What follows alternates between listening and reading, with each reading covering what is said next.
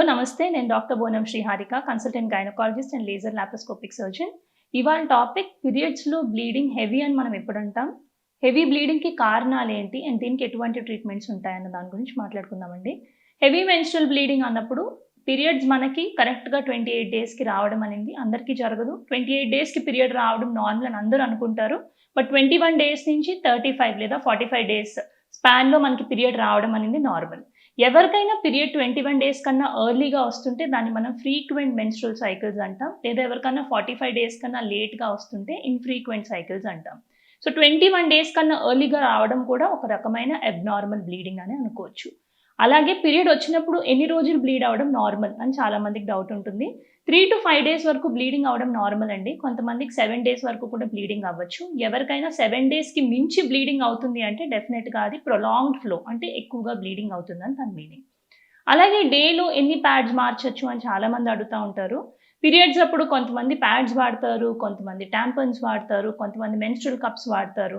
So వాళ్ళకున్న occupation బట్టి, వాళ్ళకున్న రిక్వైర్మెంట్స్ బట్టి ఏది వాడాలి, శానిటరీ ప్యాడ్ వాడాలా, ఏది వాడాలా అని విమెన్ చూస్ చేసుకుంటారు.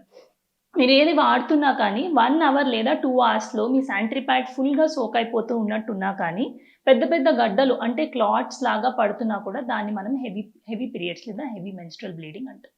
కొంతమందికి ముందు బ్లీడింగ్లో పీరియడ్స్ అప్పుడు బిఫోర్ కిడ్స్ లేదా చిన్నప్పుడు టీనేజ్లో ఉన్నప్పుడు 20స్లో ఉన్నప్పుడు 2-3 ప్యాడ్స్ అలా సోక్ అయ్యేది. ఇప్పుడు 4-5 ప్యాడ్స్ సోక్ అవుతున్నాయి.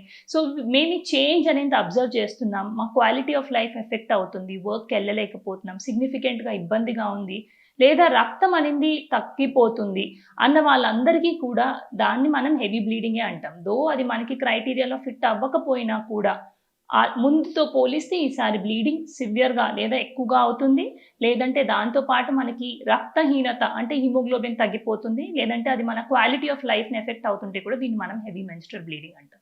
సో ఈ పీరియడ్ హెవీగా అవడానికి ఏంటి కారణాలు ఉండొచ్చు? సో మోస్ట్ కామన్గా మనం చూసే రీజన్స్ ఏంటంటే గర్భసంచిలో ఫైబ్రాయిడ్స్ అంటే నాన్ క్యాన్సరస్ గడ్డలు అనమాట. క్యాన్సర్గా మారే అవకాశం తక్కువ ఉండే గడ్డల్ని మనం ఫైబ్రాయిడ్స్ అంటాం. సో ఈ ఫైబ్రాయిడ్స్ అనేది గర్భసంచిలో ఉన్న మజిల్స్ గ్రోత్ వల్ల వస్తుంది. అండ్ ఇది ఎందుకు అవుతుంది అంటే ఈస్ట్రోజన్ అన్న హార్మోన్ ఎక్కువగా ఉండడం వల్ల ఈ ఫైబ్రాయిడ్స్ అనేది వస్తుంది. ఈ ఫైబ్రాయిడ్స్ గర్భసంచి లైనింగ్లో ఉండొచ్చు, గర్భసంచి గోడలో ఉండొచ్చు, బయట పొరలో ఉండొచ్చు. అది ఏ లొకేషన్లో ఉన్నాయన్న దాన్ని బట్టి కొంతమందికి హెవీ బ్లీడింగ్, కొంతమంది పీరియడ్స్ అప్పుడు పెయిన్ రావడం, కొంతమందికి ఇర్రెగ్యులర్గా మధ్యలో పెయిన్ రావడం, ఇలా డిఫరెంట్ సింటమ్స్ తోటి ప్రెజెంట్ అవ్వచ్చు.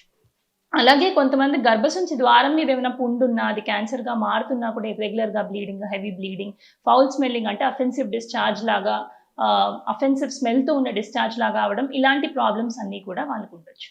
ఈ గర్భసంచికి సంబంధించిన కాజెస్ ఒకటైతే కొంతమందికి రేర్గా అంటే కామన్గా కాకపోయినా ఓవరీస్లో పెద్ద పెద్ద సిస్ట్లు ఉండి అవి హార్మోన్ రిలీజ్ చేసే సిస్ట్ లాంటివి అయినా కూడా ఈ రకమైన హెవీ బ్లీడింగ్ ఉండొచ్చు.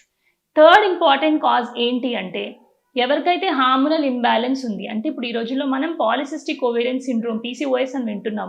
ముగ్గురులో ఒకరికి పాలిసిస్టిక్ ఓవేరియన్ సిండ్రోమ్ ఉంటుంది, అంటే అండాశయాల్లో నీటి బుడగలు. ఇలా అండాశయాల్లో నీటి బుడగలు ఉన్న వాళ్ళకి గర్భసంచిలో లైనింగ్ పొర మందం చాలా ఎక్కువైపోతూ ఉంటుంది. ఎందుకు అవుతుంది అంటే వాళ్ళకి ఒక రకమైన హార్మోన్ మాత్రమే, ఈస్ట్రోజన్ అనే హార్మోన్ ఒక్కటే ఎక్కువగా ఉండడం వల్ల లైనింగ్ చాలా థిక్ అయిపోయి 2-3 మంత్స్కి ఒకసారి బ్లీడింగ్ వచ్చి 2-3 మంత్స్ వరకు పీరియడ్ లేకుండా వచ్చిన ప్రతిసారి హెవీగా బ్లీడింగ్ అవడం అనేది జరుగుతుంది.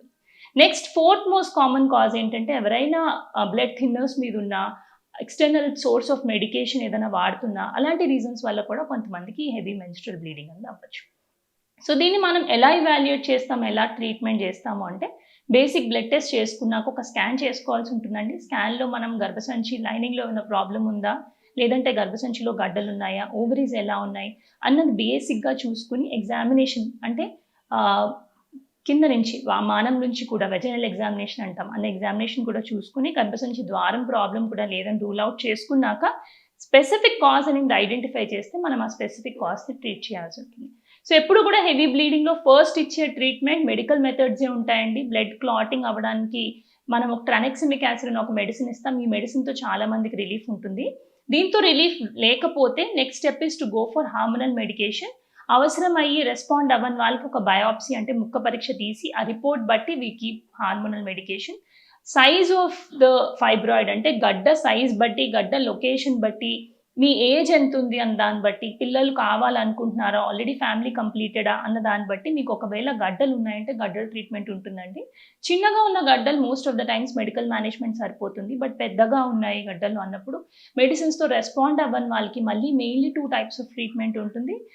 ఐదర్ గడ్డ తీయడం లేదా గర్భసంచి తీసేయడం. 45+ ఉన్న వాళ్ళు మల్టిపుల్ గడ్డలు ఉన్నాయి, ఫ్యామిలీ కంప్లీటెడ్ ఉన్నారు, ఇంకా కిడ్స్ కావాలనుకోవట్లేదు అన్నప్పుడు మనం గడ్డలు ఎక్కువ ఉన్నప్పుడు లేదా గడ్డ తీయలేమన్నప్పుడు ఇలాంటి ప్రాబ్లమ్స్ యాంటిసిపేట్ చేసినప్పుడు యూజువల్‌గా హిస్టెక్టమీ 45+ ఉన్న వాళ్ళకి సజెస్ట్ చేస్తాం. But most of the times గడ్డ సింగిల్‌గా ఉంది, లేదంటే ఫ్యామిలీ కంప్లీట్ కాలేదు ఇంకా అన్న వాళ్ళందరికీ కూడా ప్రైమరీగా మయోమెక్టమీ అంటే గడ్డ తీయడం అన్న మెథడ్‌ని కీ హోల్ పద్ధతి ద్వారా మనం చేయగలుగుతాం. సో లాప్రోస్కోపిక్ ఫైబ్రాయిడ్ రిమూవల్ అంటాం అనమాట దీన్ని.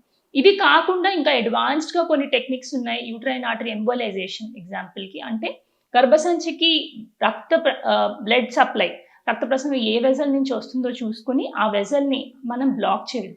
దాన్ని మనం యూట్రైన్ ఆర్టరీ ఎంబోలైజేషన్ అంటాం. ఇది లేదంటే ఎంఆర్ఐ ద్వారా కూడా గడ్డను కరిగించే టెక్నిక్స్ ఉన్నాయి. ఇవన్నీ కూడా ఇప్పుడు మన కంట్రీలో ఇంకా అడ్వాన్స్డ్ టెక్నాలజీస్ రావాలి. సో ఇవన్నీ కూడా ఇంకా రిసర్చ్ స్టేజ్‌లో ఉన్నాయని నేను చెప్పగలుగుతాను.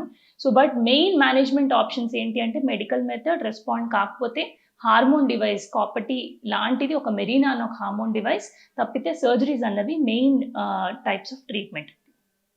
Thank you.